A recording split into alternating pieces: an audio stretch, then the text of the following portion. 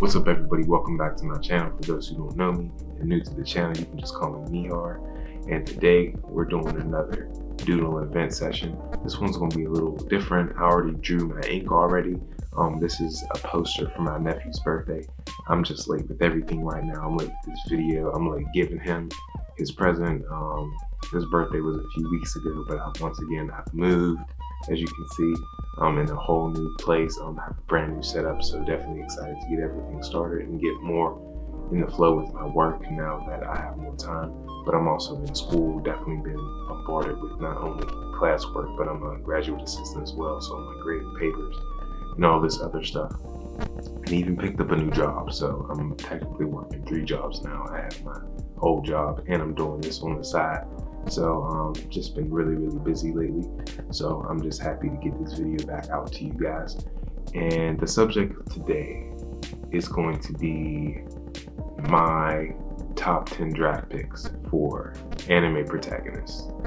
I've been a big fan of anime characters for a while now. I mean, I grew up watching anime, of course. I never had cable though, so I never watched anything on time. So a few of these characters are, of course, it's a bit of favoritism, but it's also characters that I just enjoy, because I'm not often a fan of main characters per se, but I like a lot of kind of off-brand style of characters, which you'll see from my list. And you'll also get a chance to see if I'm choosing the characters that I'm drawing, because I know my sister told me that my nephew's into Naruto and Dragon Ball Z. So I just want to do a little mashup. Well, what I've put together is a little mashup for him. As you can see, guys, I drew for my sketch, I've drawn Goku doing a spirit bomb, and Naruto's going to be giving him energy from his Kurama state. So let's just get into the video, guys. And once again, if you like the content, please drop a like, subscribe, and leave a comment. What your top 10 anime protagonists would be. So let's get into the video.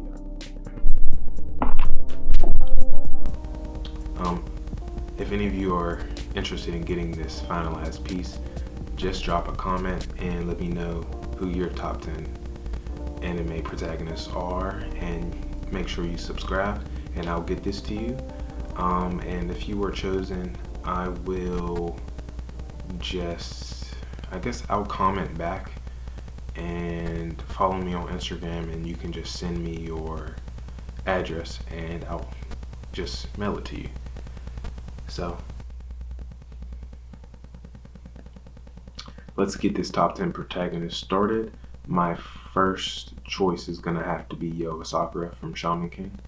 Shaman King, back when I was younger, Yo was my favorite. He still is my favorite anime protagonist. I was just disappointed that the manga stopped abruptly, and the creator started working on Ultimo, which was given to him by Stan Lee, and I'm like, why? I mean, honestly, I wasn't that big of a fan of Ultimo. I felt like it was weird. I'm like, why these robots look like underage women? So Yo is my first choice. My second choice will have to be Seiya from Cautious Hero.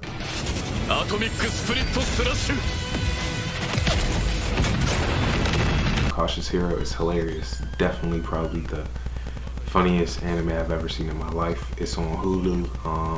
It's a newer anime. It came out, I think, last year in 2019. And he's just like the title itself, he's extremely cautious. Most anime characters are overly naive and they're running into stuff like Naruto or something, always just ready to fight. Nah, this man says run. He feels like he can't win. He will run. And I can dig how he thinks, and it just makes for a very entertaining series to watch, because he avoids the typical shonen character stigma and goes against everything, and he won't stop training until he feels like he's ready. And this also makes him very overpowered. Moving on to my number 3 draft pick, it's gonna have to be my boy Guts from Berserk. Berserk is a very dark anime. but it being dark just means that it kind of it touches on a lot of reality, meaning in a sense how as people we fight our own demons, and it also goes with our own suffering. And Guts as a main character kind of just goes past all of his suffering to continue to get to continue to survive and protect those who he loves. And that's why I like Berserk, and I just can't wait to see Guts kill Griffith, if he manages to kill Griffith, because Griffith is kind of like he can't be touched. He's untouchable for some reason. And just waiting for this final battle to commence, and I'll continue reading the manga until I see this happen. On to number 4.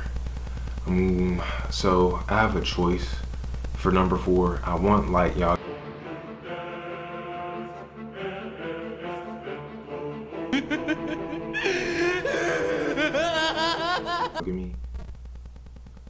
But then, does he actually count? Because you know he's kind of an antagonist. He's not really like a good guy. At least, in the beginning, he starts off with like good intentions, but you kind of see his downfall towards the end. Which once again is good writing. It's why Death Note was so good of a show. But I'm gonna, if not Light, I'm gonna take Mob from Mob Psycho. Mob Psycho is also hilarious. Mob is a young kid who doesn't know how to really control his psychic abilities, let alone his emotions, and that's where the Psycho 100 comes into play. Once his emotions cap out and he can't control himself anymore, he kind of berserks out, and his psychic powers just go to another level. It's also made by the same person who made One Punch Man, so it's definitely worth checking out if you haven't seen it. Coming at number 5, I'm gonna have to go with Ichigo. I like Ichigo as a protagonist. I like his character, but I kind of just don't like all of his buff. I feel like Ichigo is the king of getting buffs because he has too many forms. Too many forms. And like, he's definitely the king of transformations. He has more transformations than Goku, for peace sake. And I feel like he just had to keep being given transformations to keep up with his overpowered villains. Honestly, I feel like it should have stopped after like the Espada arc, after he defeated Aizen. That would have been a good ending. Him losing his Soul Reaper power so he can stop getting all these buffs, because he didn't need no more buffs. He already took down the biggest bad guy in the show. But I continue to read the manga too, which I was confused by the manga, but I'm yet awaiting the re-release. Hopefully they redo the ending and it's not the same ending we got in the manga. So excited for 2021. I feel like 2021 is definitely going to be way better than 2020, because 2020 is something else. Moving on to my number 6 draft pick. It has to be Sasuke Uchiha, not Naruto. I'm sorry, Naruto. I like your cool little Kurama cloak thing, but I want all the cheating hacks of an Uchiha. I want this Rin Sharingan, however the heck you decide to pronounce it. But I need this almighty push. I need the universal pull. I need this planetary devastation. I need the Amaterasu. I need your Genjutsu. I need all the overpowered stuff that comes with being an Uchiha. I need it. And that's why I'm choosing Sasuke over Naruto. No offense to Naruto, but anyways. Moving on to my number 7 spot. It has to be Midoriya, or Deku for his superhero name, from My Hero Academia. He is definitely another one of my favorite protagonists from the new shows that have came out. I like his development and seeing how he had to work, and he's still working to develop his powers. And just seeing how strong All Might was, I know Deku's only going to get stronger, and he's going to be definitely above City Buster, because you can say that All Might is basically a City Buster. I'm going to have to go with my boy Simon from Gurren Lagann. It has been one of my favorite shows for a long time now. I just like the way the story was told, and I like one-shot animes, how there's not a bunch of seasons, but they kind of get everything. Like it has a great ending to it. You know, that it's gonna have an ending point. Number 9. By the way, this is not ranked by power at all.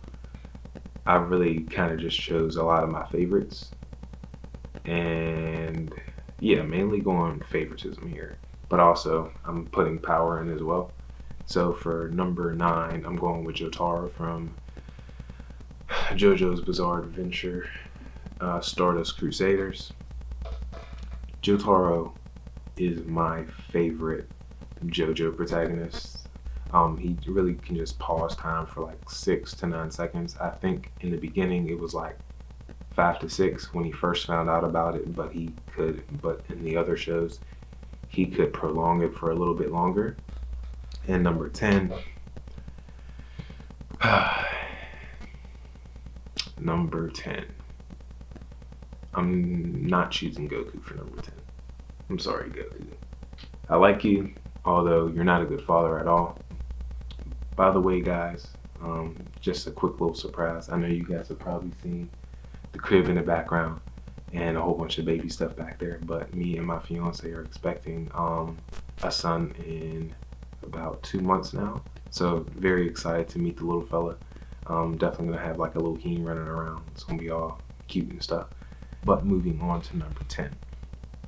My number 10 pick that is not Goku is Saitama.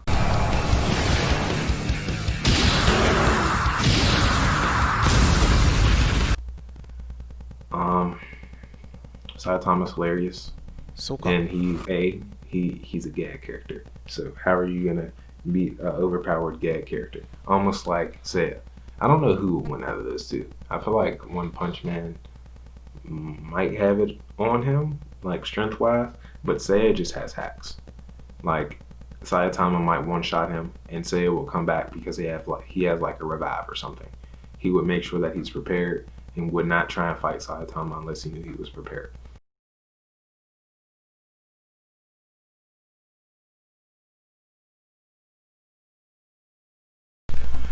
So I hope you guys enjoyed this episode of Doodle and Vent, and I hope you guys all like my top 10 protagonists that I chose to draft today.